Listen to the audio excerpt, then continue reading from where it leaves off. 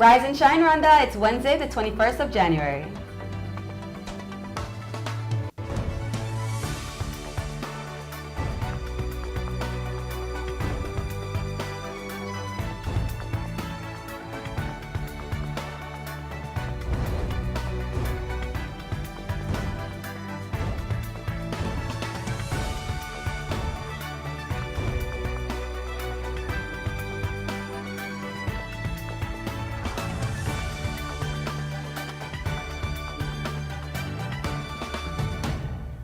Coming up on today's Rise and Shine Rwanda.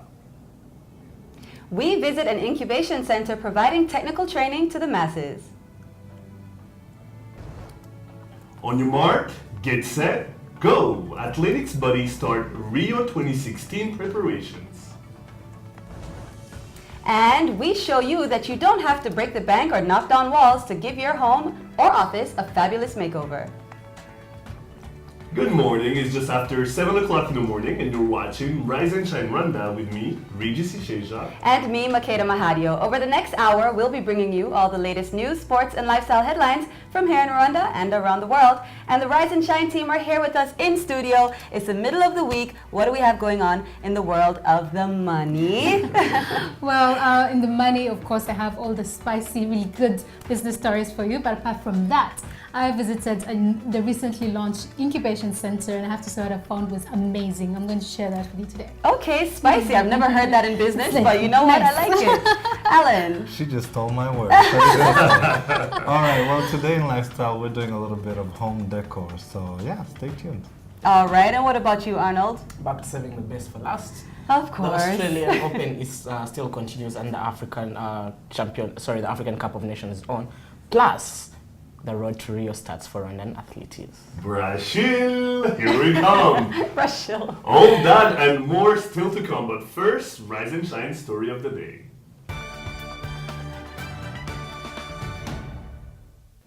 Just last week, the Indian minister in charge of small and medium enterprises launched the India-Africa Vocational Training and Incubation Center here in Kigali. The center is aimed at providing training to bridge the skills gap and reduce unemployment in the country. With over 150 people now being trained at the Incubation Center, Fidelis went to find out more on how it works. Ruth is one of the trainees at the center who is the mother of two and was not able to finish school. But since joining the incubation center, she has acquired skills in juice making and baking and targets to become an entrepreneur in the sector. Nakuze ntazi gahunda yo kwiga imyuga mu rwego rwo kuba AJ yaratangaje ko abagore n'abakobwa bacikije amashuri bagomba kujya kwiga imyuga bangombwa ko nsubira mu ishuri. Nari umumama abana babiri bandika ku murenge barabitangaza tujya kwiga baturana mu bantu bafite imyaka mikeya nanjye nzamo bangombwa ko nza kwiga imyuga muri urwo rwego. Ibintu twatangiyeho twebwe kuri AGI yacu bitisi gaciro twize ibintu bijyanye na food processing byo gukora imitobe na confitire. Ibyo nibyo twatangiriyeho turabikora, ariko tugeze ahangaha twamenye no gukora umugati ntago nari mbizi, tumenye gukora biscuits nenzi nuko zikorwa ubu kubwanjye ku rwego rwanjye my machine umutobe na ukora nkawushyira nkawugurisha niyo biscuit nkayikora nkaba nayicuruza. For most of the trainers here, the biggest challenge is having to worry about the students getting funding to start their own businesses. So what solution have they come up with to try and curb this problem? Kuri gahunda yanjye mfite ubushobozi nakwikorera, ariko kwa ko ntiwakwikorera uri umwe ibikoresho birahenda. Twibumbira mu makoperative tugakorera hamwe bakadutera inkunga bakaduha ibikoresho tugakora muri koperative. The main issue is that they make some cooperatives and they don't know how to get funds. That should be a critical point where they can be supported to express their skills from here. Since the launch of this project, it has attracted a lot of attention from various people, including university students who are interested in acquiring skills from this center to guarantee jobs for themselves in case they do not necessarily find jobs in the areas that they majored in. Turasoza amahugurwa yo kwihangira imirimo entrepreneurship. Igitekerezo kuza kureba ko abo duha amahugurwa n'abantu bafite background zitandukanye na bachelor's degree bafite graduate muri bachelor's degree bafite amasomo atandukanye management, ICT, science, law, ariko nibwo barangije kwiga university akenshi akazi ntagahari, nta kazi kari ku isoko, bamaze umwaka umwe nta kazi, imyaka ibiri nta kazi. Tusanga ari byiza ko nabo baca bugufi bakemera kwiga umwuga bashobora kubyazamo umushinga, bagakora small industry, bakabona akazi, bagahana akazi abandi. Although there is still a lot of stigma in technical training, it is easy to say that it is indeed the way forward when it comes to eradicating unemployment among the youth by 2017 and should therefore be encouraged. Kangwa Fidelis, Rise and Shine Rwanda. Okay, and Fidelis joins us now to talk a little bit about this. So tell me, watching this video, obviously it's inspirational, it's a great idea, but it's reminding me a lot of a report that you've done before on the Workforce Development Authority, the WDA. So tell me, how do these relate to each other? Well, actually, this program in particular is under the WDA as well. It was sponsored through the WDA as well and the Ministry of Trade and Commerce. And basically what happened is they got a lot of sponsorship from India. All the equipment that you saw over there was equipment that was sent to them from India, sponsored by India, the country. And basically what happened is they've bought all this equipment because WDA is a huge project and they have lots of students. They don't necessarily have all the equipment that they need to be training these people. So that's why this incubation center was started, and now it has even more equipment. So basically, there's more room for people to come and learn these different skills and, put them to good use. Great for our youth, great for our country. One thing I've always wondered is those that actually finish their secondary school, or major in whatever they actually major in, when they have a tough time finding a job in their specific field, it has to be really tough. Mm-hmm. So what did they tell you when they're talking to you about what they're learning there? I mean, what's the process like, and are they embracing something that's not necessarily what they majored in? Mm-hmm. Well, basically for most students, I guess, they feel like, school is, like they mentioned, studying law or ICT or all that, but not everyone was meant for that. And you can actually study that and go study skills, because apart from what I got when I went there is that this is not a project that takes too long to learn. You can be there for 6 months maximum and you've acquired all the skills you need and you can go out and actually start a business. So opposed to sitting all year or 2 years without a job, you might as well just go. And here's the other good part: it's free of charge. Right. How crazy is that? Vocational training. It's Makena, free. what do you see yourself doing?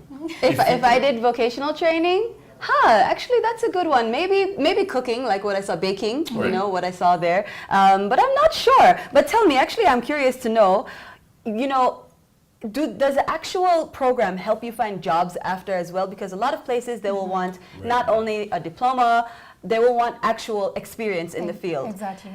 So what they're trying to do is they're trying to reduce the cases of people going out to try and find jobs. So what they're doing is, like I mentioned in the video, is that people who have already learned the skills from there normally just make cooperatives. So if you're a group of people who learn skills maybe in baking, you make a cooperative and then they help you find funding from banks, from different financial institutions who will sponsor your company. And then what will happen is, as you make money and start making profits, you pay back the financial company. It's really amazing. So now we know there's an Indian minister that was here this past week. We reported on it on Rise and Shine Rwanda.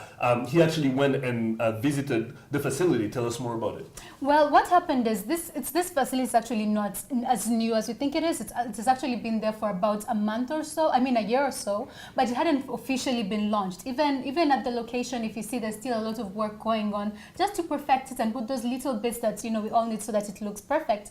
But it's been working. It's been there for a whole year. What the Indian minister did is just officially launched it. So now it's official. Everyone can join. Lots of people are beginning to find out about it since it was launched. Like I mentioned, university students are now beginning to go there. They're receiving a lot of different people who want to come and get the training that they're offering, and it has had a positive impact on them, really. Did you feel like studying there? Totally. I kept on telling them, I have to come here. I have to make the time, and it has happened. It just has to happen. It's really good. Great report, Fidelis.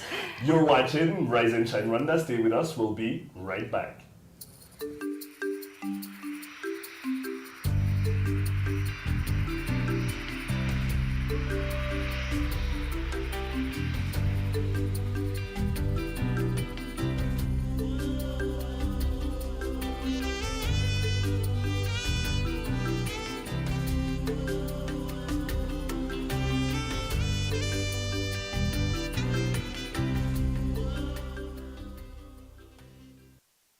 Welcome back to Rise and Shine Rwanda. Let's get to today's business headlines. Fidelis Karangwa has the details.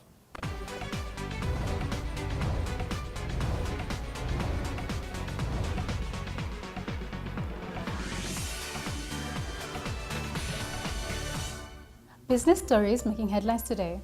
The Rwanda Standards Board will contract more firms to carry out pre-shipment inspections of all goods destined for Rwanda. This move is expected to improve the pre-shipment inspection exercise and ensure only quality goods are imported into the country. Officials announced that there is no limit to the number of companies that can apply to do the job, as they target to have as many firms as possible to boost service delivery and efficiency. Telecom service provider MTN Rwanda recognized 42 distributors, retailers, and franchises in the first ever Trade Partnership Awards in Kigali. The winners who won prizes such as computers, motorbikes, money counting machines, and cash were awarded for their contribution in advancing and supporting MTN's initiatives, products, processes, and helping to increase customer satisfaction over the last year. The government is seeking partnership with experienced Kenya flower growing firms to address the challenges that the Rwandan flower sector is facing. With most flower farmers having closed down their businesses before they could break even, it is expected that this partnership will help revamp the sector by bringing expertise, capital, and market skills that will position Rwanda's flower industry closer to that of Kenya, which is one of the world's leading flower exports. You are up to date with today's business headlines. Sports news coming up next in just a minute with Alma Quizera.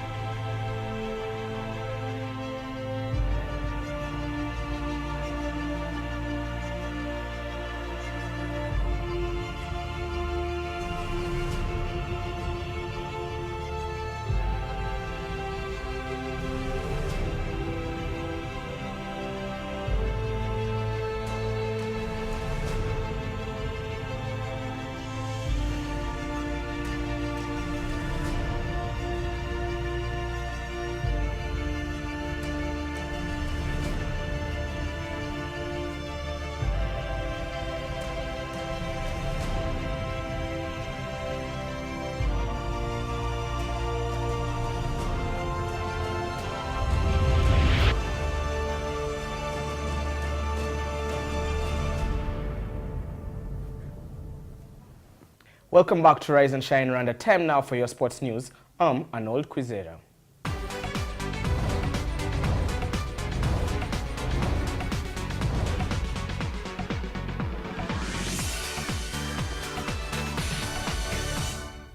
Starting with local football, Kenya Premier League side Gor Mahia have completed the signing of Rayon Sports pair of left back Abuba Sibomana and right back Karim Zinjiimana for a combined fee of $16, which is about 11.3 million Rwandan francs. Last week, the pair traveled to Kenya to finalize their personal terms before Gor Mahia paid $8,000 for each player, according to Rayon Sports spokesman Aime Emmanuel Ndayisebye on Monday. The 25-year-old Sibomana, who has represented Amavubi since 2010, could now miss to play in next year's African Nations Championship CHAN finals tournament, which will be hosted in Rwanda. CHAN is only eligible for players who play in their domestic leagues. Rayon Sports is currently fourth on the table standings with 21 points from 13 games at the end of the first round, 11 points behind arch rivals and table leaders APR, who are 5 clear of second place AS Kigali. On to tennis. Day 2 of the Australian Open did not take any big names with it, as star players strolled into the second round of the year's first Grand Slam. Serena Williams, Caroline Wozniacki, Stanislas Wawrinka, and Novak Djokovic all made light work of their opponents as they progressed. Serena celebrated 100 weeks as world number 1, winning 6-love, 6-4, as she is past Belgian Alison van Overtank. Former number 1 Caroline Wozniacki went through a tough first set before seeing off 18-year-old Italian Townsend 7-6, 6-2 on a day she paid homage to Steven Gerrard in the men's draw. Defending champion Stanislas Wawrinka needed just 1.5 hours to see off Turkish opponent Marcel Ihan, winning 6-1, 6-4, 6-2 to progress. There were also good signs of good form from world number 1 Novak Djokovic as he put his 5th title campaign underway, prevailing 6-3, 6-2, 6-4 against Slovenian Alijaz Bedene. In the Orange Africa Cup of Nations taking place in the Equatorial Guinea, the hosts will try to get maximum points in today's fixture if they are to progress to the next round. With all teams having played a game each in the tournament, attention returns to what many called an open group as the hosts Equatorial Guinea play former giants Burkina Faso in the early kickoff. Pierre Aubameyang will once again lead an improved Gabon side that will seal qualification if they win their game against Mali. In the day's last fixture, Gabon lead the group Mali take on Equatorial Guinea.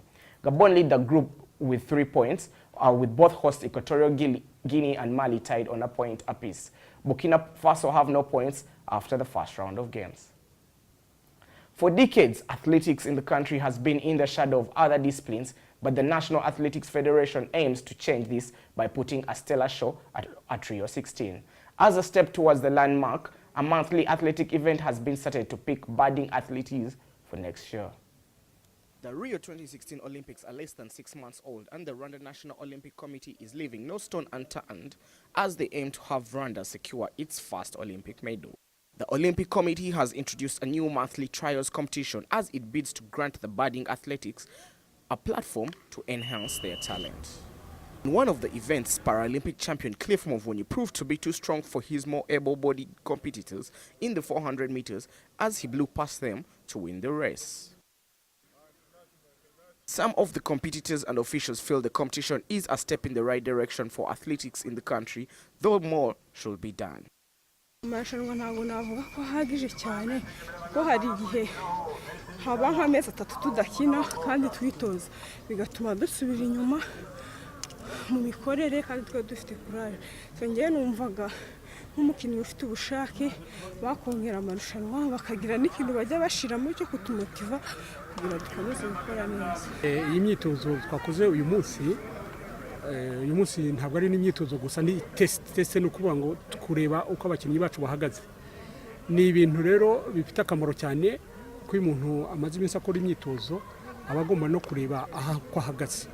Ubu rero ibi ni ibintu bifasha kuko biradufasha kumenya uko abakinnyi bahagaze, kuko dutekereza ko tubikoze ari myinshi abakinnyi nabo bazagenda bamenye uko bahagaze, noneho n'abatoza bamenye uko bagenda bakosora naho bagomba gukosora, bityo tuzagere kuri performance cyangwa se ku bihe twifuza abakinnyi bacu bagomba kuba bafite. Such new ventures, it should not be long before Rwandan athletes are giving their East African neighbors a run for their money. Arnold Kwizera, Rise and Shine, Rwanda. Now, Arnold, with cycling lately getting all the headlines, we'll say, in Rwanda, and football being still the king sport here, would you say that athletics are on their way up, especially with the Olympic Games 2 years, with 1 year to go? Olympics, easy to forget that it's just a year to the Olympics. Right. Yeah, but athletics have a really long journey ahead of them if they are to get to the levels of our East African neighbors. When you look at Uganda, when you look at Kenya, you know, when you look at even Sudan itself, the level of competition that side. It's surprising that we don't have a high altitude performing center, like maybe where the Kenyans have Eldoret. With the climate that we have. With the climate we have. Right. And I think that has been a factor of maybe we had a lot of short-sightedness in the federation before, but those things have come to change, you know, with new people being brought in. They have a new technical director. He's Rwandan. He's called James, I have last name forgotten. That's fine. Yeah, but he is German educated. He has studied sports science, and he's the one who has come up with some of these new ventures, you know, these new ideas. You have competitions being taking place. I was lucky to be at the competition over the weekend, the first monthly competition. Now this competition is going to be, they're going to have it every month, and they've already selected about 135 potential athletes who they think can go for the Rio 2016 games. Will they be able to qualify and put up a good performance? I don't think so yet, because 1 year is a very short time. Because when you looked at a competition like the 400 meters, it was won by Cliff Muvunyi, who's a Paralympic champion, world champion. A person who participates in Paralympics cannot participate in full-bodied events, you know, because of a disability or another. So if a person with disability is winning against able-bodied athletes, something is wrong. Something is not right. In the presidential press conference, I think it was last week, he actually made light of that. He said, geographically speaking, Rwanda should be performing like Ethiopia is, like Kenya is, like Eritrea is. It really makes no sense. Now, before 1994, there was someone called Mukamurenzi Marciana, and she was pretty good. She was a great runner. What do you think happened in the meantime? Is it just the federation or the lack of talent we have in the country? No, talent can, you know, if you have structures in place, if you look at the great sporting powerhouses in the world, it all starts with the structures. Right. No one would have ever known that Serbia has as much football and tennis talent as it's putting out there right now. A few years back when it was graced with awards, you know, because there were no structures. But what did Serbia do? Serbia put up structures, yeah? And those are things that have brought us the likes of Novak Djokovic, you know, Markovic at Liverpool, Vidic at Manchester United, Ivanovic at Chelsea. So because these countries went and they went back to the drawing board. Now, are the Rwandan sports federations doing similar things? Very few are doing such things. You look at sports like cricket, basketball, and maybe football are trying to adapt. But when you look at most of the disciplines that are supposed to be, you know, there's no reason why Rwanda shouldn't be performing at the level of Ethiopia, Morocco, and Kenya when it has similar climatic conditions. All right. The African Cup of Nations in football is taking place in Equatorial Guinea. Now, tell us what's going to happen. I mean, if Gabon wins, they're through. But at the same time, you have the host that's not doing that great. I mean, talk about it a little bit. The opening match was expected to be hard for the hosts. Equatorial Guinea against Mali. Mali came all firing all cylinders. They were led by the talismanic captain Seita. But when you look at this young man, Patrick Aubameyang, right there on our TV screens, he is destined to be a great of African football. This is a guy at the age of 14, 15, was playing in the AC Milan Academy. He put up a very good performance for his national team. He's just 24 years old. Gabon, I think, will definitely go out of this group and maybe joined by Equatorial Guinea. It will be so hard for Mali to get out of this group, despite having players you think should ensure it goes out of this group. But I think the home advantage card will play to Equatorial Guinea, and Gabon are proving to be a side good enough to go on to the next round. Now, before we run out of time, Arnold, the other day I went to do a report that had nothing to do with sports. A lot of people stopped me on the streets, a lot of Rayon Sport fans that we have in this country, and they were like, but I want to talk about Rayon Sport. I'm like, no, but I'm here to talk about something else. And they were all very sad about what's happening with the team. I mean, they're not doing great when you look at the table of the National League, number one. Number two, when you have Abuba leave and then you have Karim leave, both of them at the same time, for $8,000 each to Kenya, to a Kenyan team. What's your take on it? I think the move, it's a great move for Abuba and Karim for their professional careers, because Goma here, or Kegelo as they're called in Kenya, they are a very good side. You know, they were coached by Bobby Williamson. They have won the Kenyan League a record 15 times, and it can be a stepping stone, because this is where the likes of Victor Wanyama came from to go and play in Celtic. But when you come back to Rayon Sports' situation here, you can see where Rayon Sports' problems are. I think they're not living within their means. You know, they have acquired very expensive people in the coach and the likes, who they can't really afford. So they're not able to foot the bills of their players. Budgets are unbalanced. The budgets are unbalanced, so they had to sell off Karim and Abuba, and I think they've just thrown away their title chances for this season. I guess more people will be stopping us on the streets. Thank you, Definitely. Arnold. All right, Makeda and I will be right back after the break.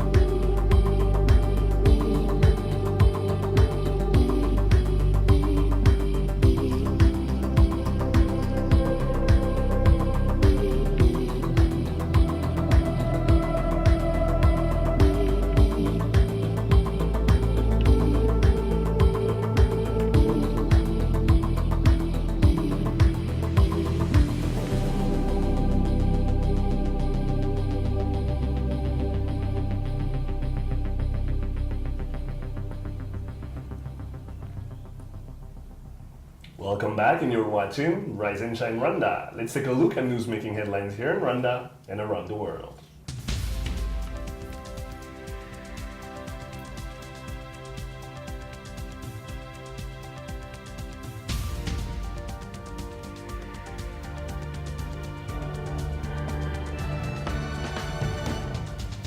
The Parliamentary Standing Committee on Budget and Patrimony has once again sent back the proposed procurement bill to be reviewed.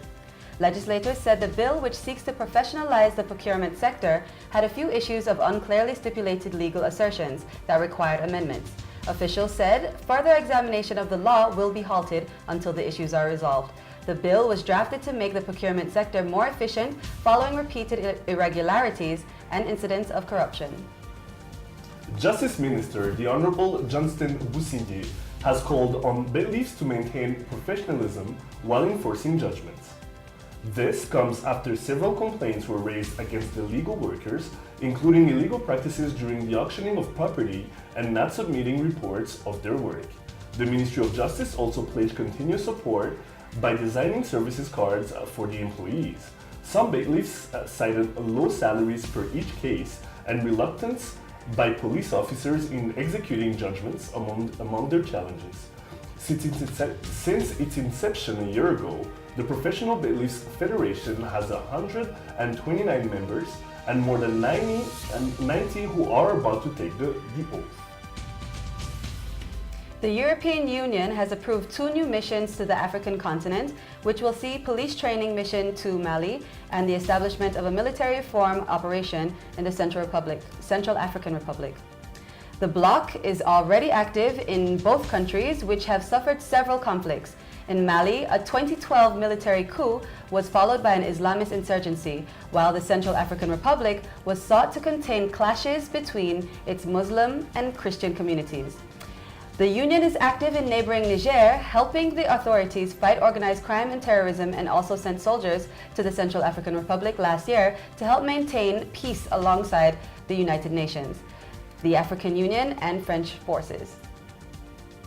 The East African Legislative Assembly has elected members to its commission and standing committees during its first plenary session since the election of new Speaker Dan Kidega. 10 members from all the 5 countries making the East African Community Commission were elected following the expiry of tenure of the old commission members last year. MPs were required to nominate and vote by secret ballot the 10 new elected members to its 12-member key decision-making body.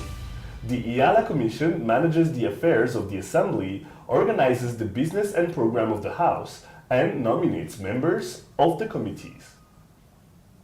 And in international news, Zambians are going to the polls in a presidential election caused by the death of Michael Sata last year. The vote is expected to be a close contest between Edgar Lungu from the governing Patriotic Front and Hakainde Hichilema from the United Party for National Development. Candidates have vowed to improve the education system and create jobs. The winner will serve out the remaining 18 months of President Sata's term, who died in London last October. Zambia is expected to hold a general election in 2016.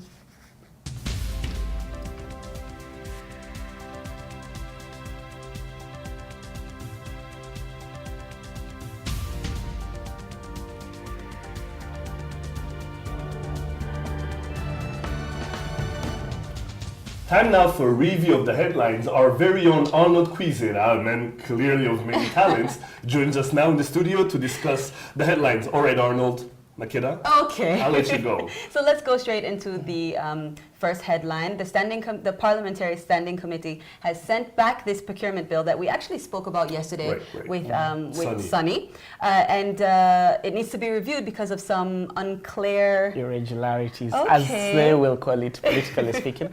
It's the second time the bill is being sent back. That's to the Ministry of Finance, and the Ministry of Finance sends it back to other ministries. The legal advisors now have to get into a position and advise on the way forward for the bill.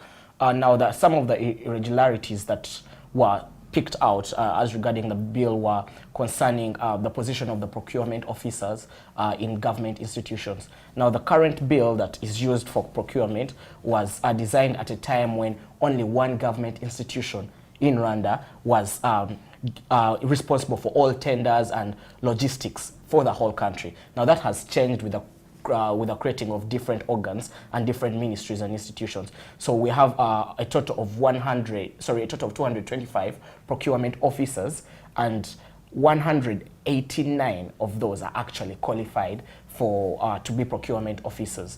Now, of those 189, only about 75 have a master's degree in procurement. That has been tricky when passing this bill to see at what level of education should one be to be a procurement officer in Rwanda. The School of Business and Finance under the University of Rwanda is only producing 70 procurement officers as starting this year. Now, with some of the irregularities cited, they were leading to losses of up to 23 billion Rwandan francs, which is a lot of money. That's through tenders. Right. And last year, the procurement officers in some ministries gave out tenders and contracts to some companies that led to losses of 908 million francs because the contracts were so one-sided to the company's favor, and that came from the procurement officers not being qualified enough for this. Right. Yeah, so the Parliamentary Standing Committee, the Budgetary Committee, has sent this back to be reviewed so that they try to avoid these irregularities and get a way of handling the system, and also they're based on advice which was given to them by the Attorney General, which said because of the lack of professionalism in the procurement officers, that corruption is easy and the government tends to lose a lot, as the taxpayers tend to lose a lot. All right, now Arnold, bad news coming out of Kinshasa, horrific images that we've seen on social media of those injured, those dead in the last couple of days. I mean, what's going on? You have President Kabila, who's been in power for 14 years now, who's trying to basically what the opposition is saying is that he's trying to push the elections by doing a census that's going to take forever, since Congo is like 2/3 of Europe, the size of Europe. And then you have police shooting people on the streets. It's getting out of hand. Tell us what's going on. We had yesterday the official spokesperson of the Congo government, Mende, coming out to say about 15 people had been killed between clashes. That's in their two main cities of Kinshasa and Goma, where there are riots. Internet and SMS services were actually cut off in those areas on the orders of the government. I think the situation in Congo is something really to laugh at, because President Kabila is playing what you would call a mind game. A majority of the Senate, which was sitting yesterday, wants to push for the constitutional term limits to be lifted from 2 to allow him to stand for the elections, which are going to be supposed to be in 2016. But now they're also trying to put the census, and in Congo, census will take about 3 years because of the lack of proper infrastructure in the country, of how big the size of the country is, you know, the demographics of Congo. Yeah, so the situation in Kinshasa I think it's a tale of what has been happening in several African countries over the past year or so. You know, it's a similar story to what happened in Equatorial Guinea. It's a similar story to what happened in Guinea-Bissau. And it's a story that led to the coup in Mali that led to such disruption. But with Congo, we've learned over the years that they have no actual systems in place, you know, to push for some amendment. And that also takes you back to the double standards of the West, because this is not an issue they are raising because it's Congo, it's somewhere they benefit from in case there's insecurity. Right. Yeah. Now, before we move on to the next subject here, I mean, the airport road has been closed, the one that goes from the downtown to the airport, and you have, like you said, SMSs have been cut off. You cannot use the internet. I mean, how bad can it get? I think the situation will be under control by the end of the week, and I think it's the clashes between the people and the Congolese government may force President Kabila out of office if he doesn't handle it appropriately. Mende blamed it on the opposition figures in yesterday's, but that was a very arrogant statement coming out from a person who's the official government spokesperson of the Democratic Republic of Congo, who's supposed to be a uniting factor in this dire time for Congo, for the Democratic Republic of Congo. Right. Okay, well, staying on the subject of elections and voting, Zambia. The Zambian citizens have gone to the polls yesterday to vote for the next president after Michael Sata died late last year. So who are the front runners? You have the front runners. You have Ishimela and Lugu, the Minister of Defense, but he represents a party that you feel is coming into the elections more divided, you know, which is the Patriotic Front.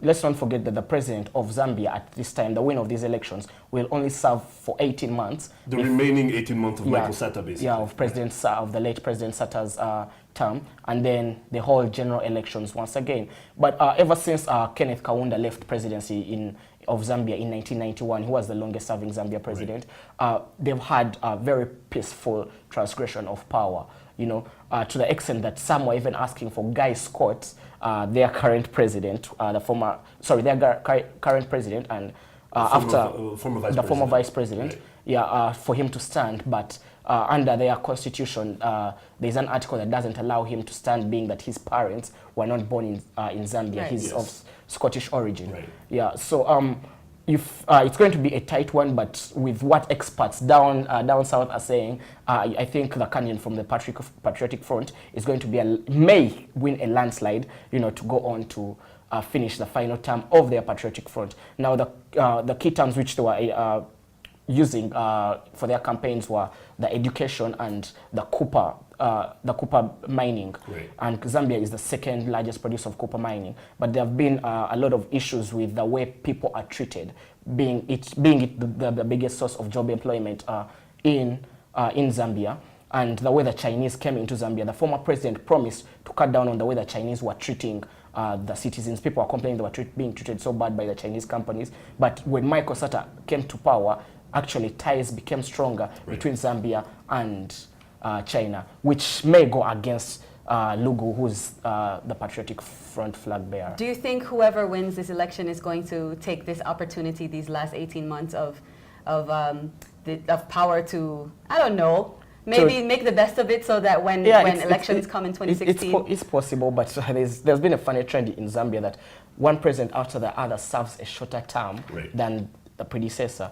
So Kaunda's the last one that actually stayed there for a long time. Yes, Kaunda, yeah, because we had Banda before that who served actually 6 years, and then Michael Sata comes to serve 3 years and a few months. So how long will this one serve? That's why if Lugu wins it, it's 18 months, and I don't think he will be back in And what will he do with office? A man of many talents. Man, I love when you come back for newspapers. Could I just say, at least I get to see you during the show instead of only come sports? to sports. Come to sports. Yeah, one day I'll come to sports. Okay, so lots more is coming up. Lifestyle is up next, as well as a look at today's hot topics. Don't go anywhere. We'll be right back.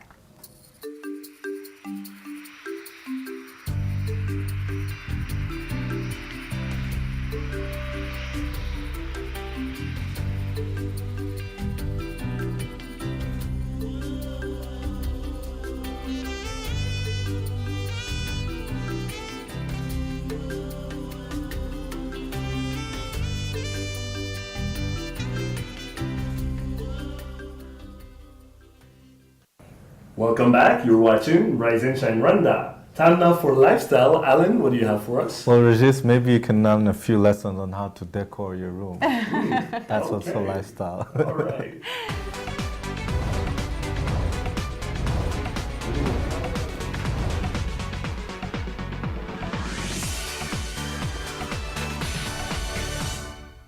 Well, it's a new year, and there's no better time to replace the old with the new, or at least switch things up a little bit in your house. Well, with interior design growing into a booming industry here in Rwanda, I felt inspired to get some tips to share with you all about updating your spaces. I went to see a local interior designer to chat a bit about the industry, get some helpful tips, and to see how with just a few items and a bit of creativity, you can change a plain room into something beautiful and functional. Check it out. Development in the country is moving at top speed, with new hotels, homes, and office buildings going up each day. And with that, so is the world of interior design. But do we here in Rwanda really know exactly what that is? C'est vraiment l'art de transformer les espaces en quelque chose de plus beau à l'œil, qui est attirant, et puis quelque chose qui est pratique aussi. Moi, ce que je trouve ici, les gens ont besoin de comprendre ce que c'est le service de la décoration intérieure. Les gens aiment ça, mais ils n'ont pas vraiment encore très bien compris ce qu'un décorateur fait, ce qu'il peut apporter à son environnement. Donc, pour moi, je trouve qu'il y a encore des choses à faire par rapport à la compréhension des Rwandais sur ce service. D'abord, c'est un service que beaucoup de gens peuvent se payer, même ceux qui n'ont pas beaucoup de moyens, parce qu'on n'a pas besoin de chaque fois aller chercher les affaires à l'extérieur du pays. On peut utiliser des matériaux locaux, mais faire un environnement qui est bien, qui est beau à l'œil. Il y a beaucoup de gens qui travaillent bien ici. Il y a des choses qu'on trouve sur le marché ici, dans les magasins ici. Je trouve qu'il y a pas mal de choses. Mais l'important, c'est que ça soit fait par un professionnel. C'est là où j'insiste. Il faut que ce soit quelqu'un qui connaît pour qu'il puisse aider les personnes. Bon, ailleurs, les gens qui vendent leur maison, les gens qui déménagent, il faut toujours appel à un décorateur et ça change beaucoup. Il suffit de changer des petites choses dans une maison, par exemple une cuisine ou une salle de bain, pour que toute la maison soit changée. Il suffit de changer les rideaux, il suffit de changer la couleur de la maison et tout devient tout d'un coup attrayant pour l'œil. But what about those of us who are looking for more of a hands-on approach? Just one or two small things that can make a big difference. Je vais juste leur conseiller d'utiliser la peinture. la peinture, c'est déjà un grand pas. Et puis trouver des accessoires fabriqués ici sur place. On peut trouver même dans les tableaux, on peut trouver des tableaux pas chers. Mais la peinture change beaucoup dans une maison et ça c'est très important. Les rideaux aussi, on peut trouver des rideaux qui ne sont pas chers, mais que ça soit de bon goût. Que la peinture, les rideaux, les accessoires forment un tout, que ça fasse une harmonie dans une maison. Et ça c'est très important. That sounds a bit too easy, doesn't it? Well, we challenged her to a room makeover. And take a look for yourself. Alors ici, on vient de transformer une chambre qui était belle, mais pas vraiment comme il faut. Alors j'ai amené des éléments pour la rendre beaucoup plus belle en tenant compte des principes de la décoration. Alors ici, je viens de créer une chambre d'un style moderne. Il y a un problème de style dans la décoration. On part toujours de style parce que si tu fais tout et n'importe quoi, tu mélanges les choses qui n'ont rien à voir. Pendant longtemps, les gens ont eu peur d'utiliser la couleur dans les maisons. On employait les couleurs basiques, donc les neutres. Mais là maintenant, on commence vraiment à comprendre pourquoi il faut mettre la couleur dans la maison parce que ça apporte la gaieté et puis ça a un impact sur le psychique. Well, there you have it. We hope you found some of these tips helpful. Here's to a stylish and functional year ahead. Makeda Mahadio, Rise and Shine Rwanda. All right, Makeda, that was really nice. Thank you very much. And it was really cool to see how things can change so much with just some furniture and some pillows. And yeah, were you inspired yourself to do something with your place? So Alan, let me tell you, we went to go and shoot at the house, and I went myself and our production assistant. And we were there shooting, and we shot first the room completely empty, and we were like, okay, maybe we'll be here for a little while while they fix it up, you know? But when they started fixing it, it was, I mean, it couldn't have been more than maybe 15 or 20 minutes. Right. And the place looked completely different. You see, it looks like a different amazing. room. Yeah. It's beautiful. So, yeah, we were both saying to ourselves, why don't our room look nice? It's so easy to, you know, if you have the right ideas, to spruce it up, make it look nice. Yeah, absolutely. And, you know, one thing I'm curious to know is whether Rwandans are picking up the whole, you know, interior decor and, you know, just switching things up. Like she mentioned that, you know, a lot of places you go to in Rwanda, people just use neutral colors. You know, they don't try to, you know, spice it up a little bit, like you love to say. Yeah, exactly. What do you think? I mean, you know what? Like she said, it's you can do things on your own. That's why I went there, to get some tips and, you know, tricks since it's the new year. But like she said, if you really want to change up your place, you can get an interior designer, and it's not expensive. It depends on what budget you have, what exactly it is that you want to do. And I think that's a very common misconception. It's even something that I thought that, you know, if you want to get an interior designer, you have to be a little bit, you know, some cash in your pocket. The pockets, yeah. Right. But, you know, whatever your budget is and whatever it is that you want to do, I think you can afford it. And like she said, also, just paint or something like that is something that makes such a big difference. And she also explained to us off camera just the different, how different colors affect you in different ways. You know, so for instance, it was blue in that video, and blue kind of relaxes you, but it also makes you, you know, productive, like you can work with it. She said that they put it a lot of times in kids' rooms for them to be a little bit more serene, and it reminds them of the sky and the sea. I mean, you know, when you think about what it does to you psychologically as well, I say it's worth it, whatever. I definitely like blue, and I think I might be inspired to paint my room, actually. Oh, seriously, because I'm kind of getting tired of white rooms. Everywhere you go, it's just white, and it's a bit boring, and you know, if it lifts your spirits and it's such an easy thing to do, why not, man? So are you gonna paint your room? You know what? My problem is choosing an actual color. Really? Yes, because I always want to paint my room, but I don't know which color, and then I don't want to change my mind after. But you know what? After watching, after editing this video, and after, you know, talking to her a bit more, I think I have a small idea of the colors that I might want to use, and I'm definitely going to make some changes, whether it's that or, you know, some different, you know, colors all over the place. I'm definitely going to be looking into that. And would you share it with Rise and Shine? Of course, I have to share whatever I do. I share it with my people out there. Absolutely. Thank you so much, Makeda. Of course. Thank you too. All right. So coming up right next is Hot Topics. Stay tuned.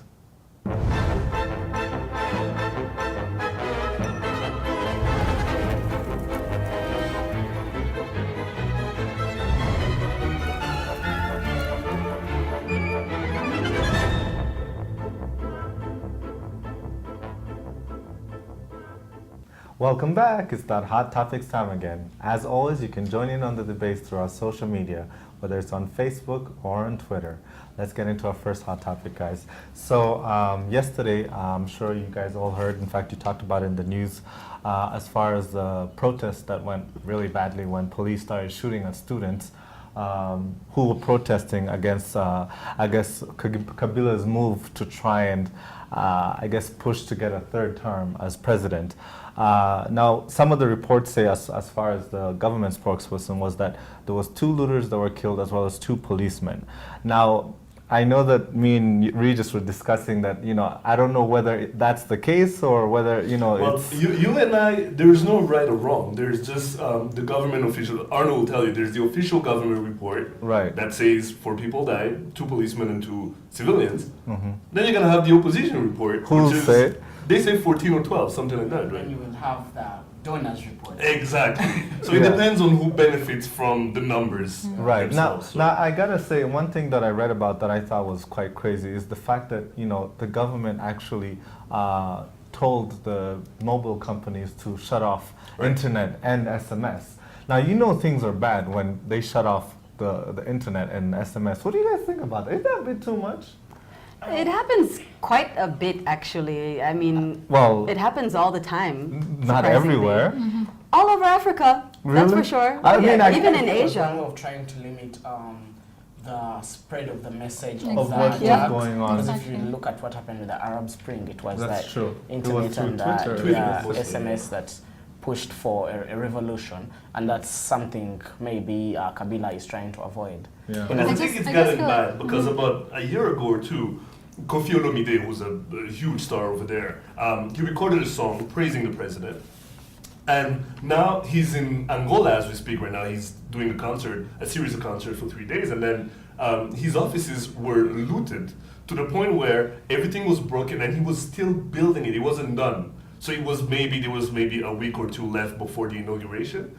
And his building. Of his building. Okay. And now everything went down. And just because he had a song praising the president. Wow. So it's gotten to that point. I just feel like we already have so much going on in Africa as well. Already, we should be smarter and just have better ways to solve our problems as opposed to resorting to violence all the time. It's just not a smart move. Everyone loses. It's not good. Anyway, I guess we'll stay tuned to find out what happens. All right, on to the next hot topic. As you guys may have heard, at the end of this month, we're going to have the IMF director, Christine Lagarde, who's going to be coming to visit Rwanda to meet with the president as well as lawmakers, policymakers of Rwanda. Now, for me, the reason why I wanted us to talk about it was I just wanted to know, because, already Rwanda has a lot of, positive things as far as the economy doing well and whatnot. But as far as someone like Christine Lagarde, who is very well, I'd say appreciated in France, whether relations between Rwanda and France will be positively impacted by her visit. I don't know what you guys think about that. I'll let Arlen go first. I think she's someone who has been looked at as a potential presidential candidate in France, and her coming from the position of being an IMF leader. This is the second biggest donor to Rwanda after the United Nations. I think it will help improve the relationship that Rwanda and France have been trying to work on over the past couple of years, ever since France, did what it did down here. But I think as a future leader, or if she is lucky to be a president of France, with the bilateral relations between France and Rwanda not being at the best, I think she's a person in the right position to help bring the 2 countries closer. But then again, don't forget she's coming here just as an IMF president. Right. That's what I was going to say, that international institutions would like to see her as president of France. But then again, she comes from UMP, the right. And her, Nicolas Sarkozy and Alain Juppé will be fighting for that nomination before you can become a candidate. Yeah.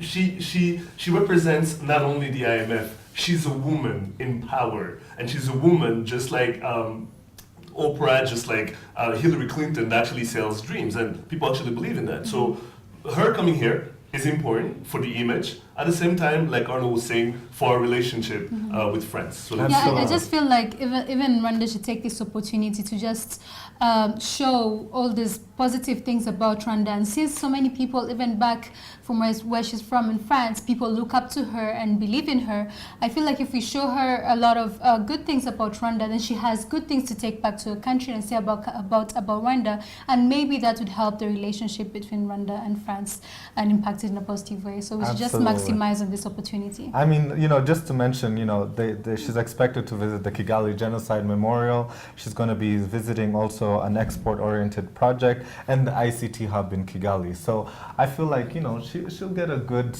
picture of, you know, some of the things that are happening. She's pretty cool too. I think at the people are end of gonna the like day, it. it's what she takes out of it is what she'll take out of it, regardless of what we show her.